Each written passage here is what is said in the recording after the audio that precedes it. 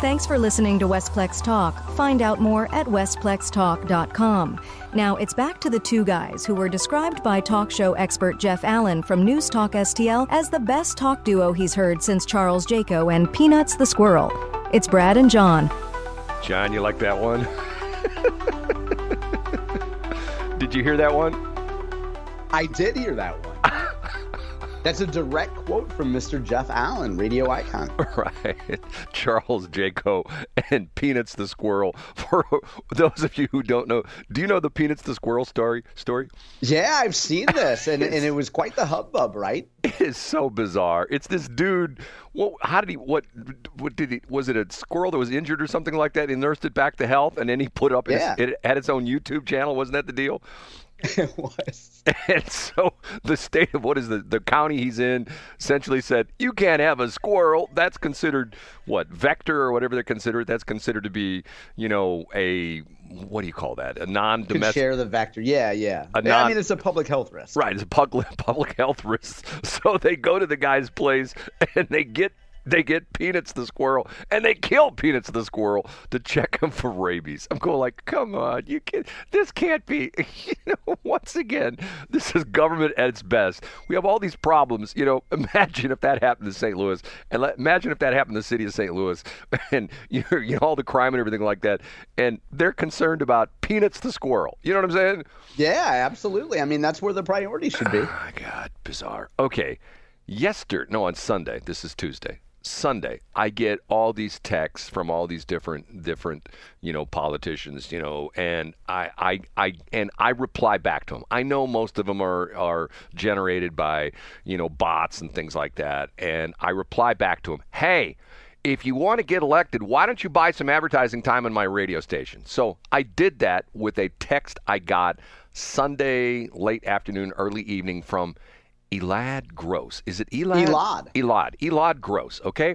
So here, do you want me to, it's actually sort of funny because I'm thinking to myself, okay, this is weird. Let me see if I can find the exact feed. Well, I don't know if I can't find it. Hold on a minute. Where is it? Okay, yeah. Okay, right now. It said, I get this one. I said, I got the thing that starts out, and it's funny you should mention that because it starts out, it shows a picture of a dog and some kind of Danish, breakfast stuff like that. It says, this is Liberty Bell. She was rescued from a puppy mill, and she's been traveling with Elad Gross all over Missouri as he's been running for Attorney General. Elad has lived here his life. He's running for Attorney General, and he's got his campaign points. Stop scam calls, I'm with him. Crush corruption, I'm with him. Protect our families, I'm with him. Protect our freedoms, I'm with him. Prosecute violent crime, I'm with him. Okay, he's the Democrat running against Bailey, correct?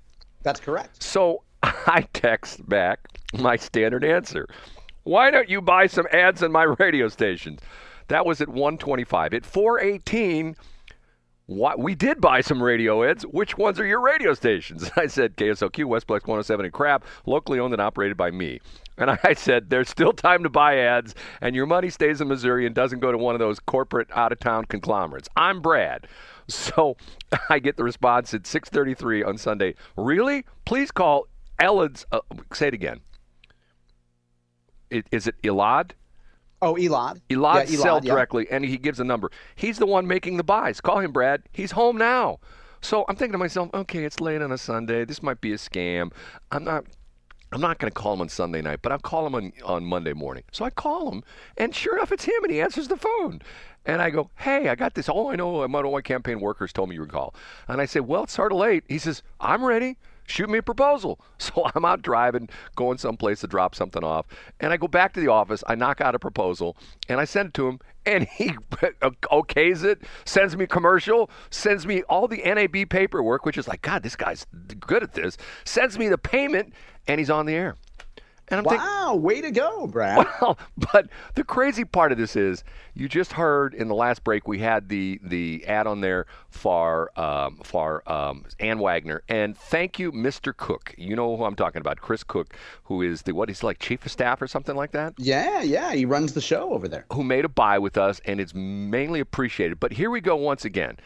My advertisers this round, and I will almost say embarrassing, I only had 3 of them. I had Ann Wagner, thank you. And then I had 2 Democrats, which is always funny to me because... Who are they, Brad? I had Elad Gross, and I had Jenna Roberson, who is running against, I believe she's... Oh, yeah. She's a friend of our pal Mark Bland. Right. And you know what's interesting about her? I wrote the commercials because she was like, see, this is what I love about when I get people like this who really let me have some fun. And she decided to buy some ads. She says, I don't have a commercial. So I wrote her 3 different ads, and I sent them to her. I mean, I just knocked them out real quick. And the one ad I wrote was because when I read her bio, this is sort of interesting. She's a genius. She literally is certified by Mensa. She's a Mensa member. She's got. Wow, did she tell you that? Well, it's on her bio. It's on her. That's in her bio. Yes. That's awesome. And I said something to her about that, because I had talked to her on the phone. I go, you know what? That's really interesting. I have a lot of respect for you. And she says, well, believe it or not, a lot of people in my campaign said that was the wrong thing to do.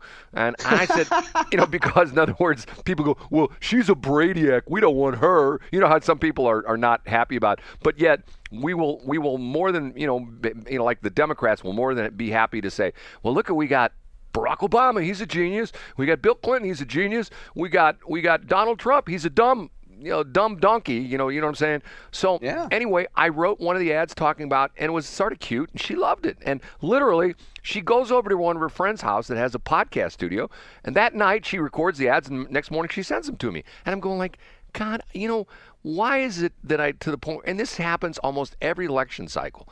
Almost all the ads, almost all the clients I get are Democrats. Now, I don't have any problem with that, but once again, most of the circles I travel in, I'm in St. Charles County, so let's be honest, most of the people out there are Republican. I know Mike Elam, I know Joe Brazel, I know, Steve Ellman. I know quite a few of the politicians. I know all the mayors out in St. Charles County. They're all Republican, right? So why is it? Yeah, now, Brad, and we haven't talked about this, I don't think, since the primary, but did you reach out to any Republicans and suggest they advertise on your stations? Reach out? You made fun of me the last time I did it. I send out postcards and stuff like that. No, but I'm asking for the general election. I'm not making fun of you. I'm just asking. Yes. I'm asking for the general election. Did you find out who the decision makers were in each campaign and reach out to them? Yes, and I got nowhere. Oh, did you really? Oh, yeah. And even to the point where what's sort of frustrating to me, and I won't mention who this is, but remember I did the candidate school, the Dave Zucker, when he was running the St. Charles County Republican Central Committee, had me come out and then be part of their candidate school, which I'm scheduled again for later this month, which is sort of interesting. And let me tell you, I give a totally different pitch than all the other people there. Everybody's doing the same thing. Well, you got to have a lot of yard signs. As a matter of fact, I can't remember the guy. He's a state rep out in O'Fallon, and he turned me on to this thing. I'm thinking to myself, I don't get it. Was it Richard West? No, it wasn't Richard West. I know Richard West. But he turned me on to the fact that one of the places where you have to have a yard sign. Now, I have to be honest with you. I look back on that now. I think that was a pretty smart move to him to suggest this. But you have to have a yard sign out at the election authority. And when he said that, I'm going like, why would you want to have a yard sign in the election authority? Okay, so have you ever been to the election authority out there in St. Charles County? Yeah, when I used to live out there, I voted out there. And when I would go out there and vote early absentee, there were candidates hanging out in the parking lot shaking hands. Right, and the parking lot and everything around it is just peppered with campaign signs. It's just everywhere you look, there's a campaign sign. They can't put one within 25 feet of the door, but they're everywhere. Now, once again, here's my crazy thing, and this is what my whole pitch about marketing and standing out. And when I said this, I had some people in the crowd who looked at me like, okay, this guy's lost his marbles, and maybe I have. I told them, if you really are a yard sign freak and you want to have impact with your yard sign, put them all upside down. And one of the guys said, yeah, right. And I said, think about it for a minute. And this goes back to something that happened very early in my radio career when we had bus boards on the bi-state buses. And we had these big KSLQ bus boards on the bi-state bus. And I don't know if it happened at the company that stuck the bus boards on the side of the buses. Back then, if you remember, back in the day, they used to have these aluminum frames, and they would literally print up these signs, and they would stick them in the frame, and that's how you bought what they call transit advertising. And one of the signs got put upside down on one of the buses. we probably within a week of that bus being driven around St. Louis, we probably got 100 phone calls to the radio station, and people would tell us the bus number. They would tell us where they saw it at, and they would, hey, you guys need to know there's a bus driving around with your sign on the side. It's upside down. It was bus number 6502. I'm thinking, and it taught me a lesson. It broke the process that our brain works. You know what I mean? I do. I know exactly what you mean. You're used to seeing everything. Years ago when there used to be Yellow Pages ad, every year when I talked to my Yellow Pages ad, I was always having an argument with them because I said, I'm not putting my ad in upside down. No, we can't do that. Why not? Well, it's against the rules. What rules? You're the damn Yellow Pages. You have your own rules. They can do whatever they want to, but they thought it would look like a printing error. Well, but once again, it's like one of the things when I do my presentations, like I used to do when I used to do my university presentations, I used to speak to a lot of university classes. I used to teach. And one of the things I always do was taught to me a long time ago by a guy by the name of Tony Schwartz. Do you know who Tony Schwartz is?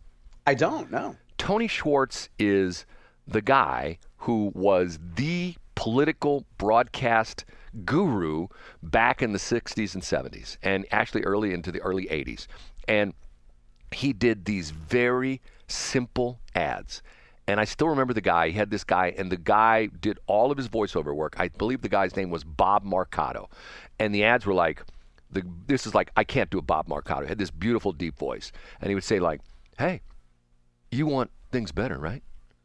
You want a better life for your kids. Well, you know what? There's a couple things you can do. And they were very different ads, very different from what you hear in the radio. And that what punched through. Now, I'm going to make a comment, and I'm not 100% sure of this, but I believe Tony Schwartz was behind the famous or infamous Barry Goldwater Daisy ad. Do you know what I'm talking about with this? Wow, yeah, I do. What a commercial. Right. And if you know what we're talking about, when Barry Goldwater was running for president against Lyndon Baines Johnson, there was a very simple ad where it had a young girl, I believe she was out in a field, and she was picking daisies, and the announcer would, man, you know what? Let me see if next break, let me see if I can find it. I'll play the audio for it, because I think it's pretty much online.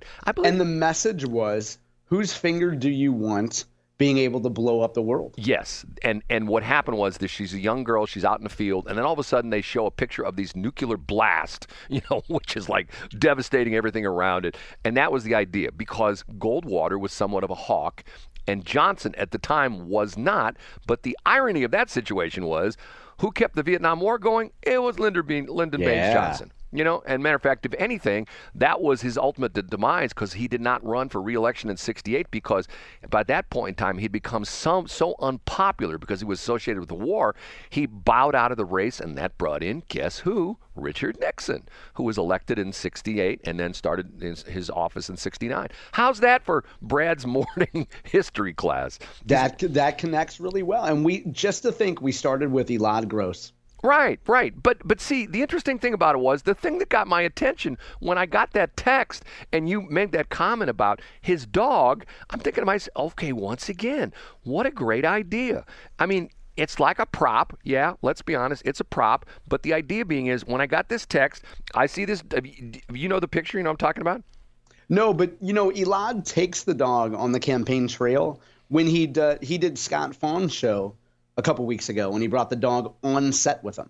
Right. And what a great, who other, and see, once again, that's my point. What other candidate has a dog? And you know how some people are, oh, look at that cute puppy. If it were Hitler, they'd go, I'm going to vote for him because he's got a cute puppy. You know what I mean?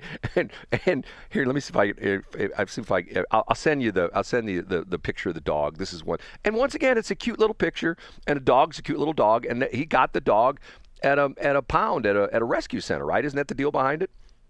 Yeah, I believe so. And I think, Scott asked him what kind of a dog he was, and Elad had an answer about the fact that it was a contentious issue, because I guess there was a little back and forth among the campaign folks of what kind of dog it actually. It's a super cute gimmick. Like nobody can dispute that. The great thing is, though, Brad, you could talk about now how for the general election you had a 2-to-1 Democrat versus Republican advertiser ratio. Well, I sent you this thing well, that was yesterday, where I sent you, after we got off the air, there was an article that talking about some stock guru or something like that? Who was the guy? Did you know who that person was? I mean, like, there's a million people out there who claim to be stock market experts, sure. And this guy was claiming that one of the best audio buys as far as the stock market, in other words, if you're going to hold stock in the audio segment, is Clear Channel. Or not Clear Channel, that's what it used to be. Now it's iHeart. And the irony of that is, I sent that to you yesterday, and it piqued your interest, I guess, a little bit because you're going to listen to the call. Isn't that what you're going to do? Yeah, I think the call's Thursday morning, yeah. Okay. Do you know what happened yesterday with iHeart? No, what happened? They blew out like maybe 100 people all over the country. Wow, really? Hey, maybe that'll drive their stock price up. Yes, because you know how that is. See, once again, that's where the John Combests of the world, when John is making money, it's because, and I shouldn't say that, that's nasty to say that, but once again, you bring up a good point that when a company comes out and they say, we're going to give a 20% reduction in force, and the stock market people, great, that means there's more money to the bottom line. Yeah. Right? And by the way, I didn't see who this gentleman is who's recommending people purchase, is it, iHeart stock. Yeah. I'm guessing he has a significant stake in the company, which is what they call in the finance business talking your own book of business, but also saying that a radio stock is the best in the radio stock industry is like saying you have a beautiful piece of property in North City. But I got a lead on a great building in Meacham Park. Oh, come check it out. It's the best house on a terrible block. John. Yeah, I want to buy stock in a radio company. You're missing the point in that what iHeart has done successfully, they have transitioned from just being a radio-only company into a very diversified digital audio and to a certain extent video company. And that's true. They are like the number one podcaster in the country. So, and you know, podcast hot? Yeah, they're super hot. And that's the point of the whole thing is that people still think, oh, it's a radio stock, like John just dissed it like that. I do. Yeah, like I'm going to besmirch it right, just to get a little rise out of Brad. Yeah. Can you believe people think that radio still exists? I heard these ads that say that we should force car manufacturers to put AM radio in cars. I know a libertarian guy named Brad that thinks that's a bad idea, but I don't know. He probably, futzes around with ham radios in his spare time too. Who knows? But John, the reason that is, if you know behind the scenes, and I have been to the KMOX transmitter site, the federal government has a huge investment in AM radio because once again they have these hardened. I mean, I have pictures of it, and I'll see if I can find them somewhere. KMOX has their own building over there in the middle of nowhere, off of 162 between 111 and 157 over there in Madison County. Okay, it's south of 270. It's, as a matter of fact, it's south where all the warehouses are.